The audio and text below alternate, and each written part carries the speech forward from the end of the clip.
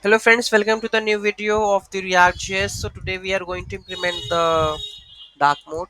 So you can see that when click on the toggle, it will show you the dark mode. So taking the reference of the React material UI dark mode. Okay, so we are going to use this one dark mode section. So you can see that the dark theme. So theme provider you need to use, and then theme provider dark theme main app using the dark mode. This is the palette text primary things that is we have to use. Okay, so they have the dark mode with the custom palette, so you can also use the custom palette also. So you can see that they have a deep orange or something, so you can use also. Okay, so this is the dark mode with the custom palette. This is fully working example where it is. So it is light mode, it is dark mode, toggling the color one. System preference, so you might the preference of light and dark mode that they have through their operating system, either system wide or a single user agent.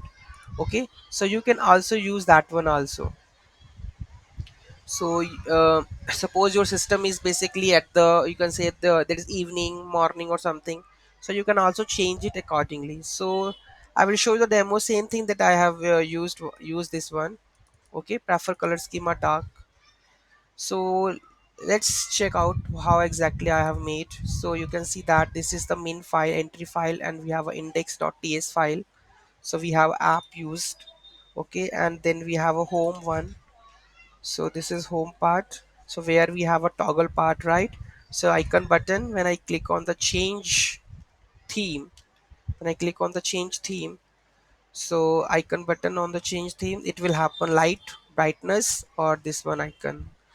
So let's check out the use change theme function. So basically this is the use change theme function. So we are going to use the context one and the callback, then we are dispatching. If it is a change theme, then we are making it to light, else light, then dark, then by default it is light. Then we are dispatching the palette and return the change theme. So you can see that we have defined the change theme.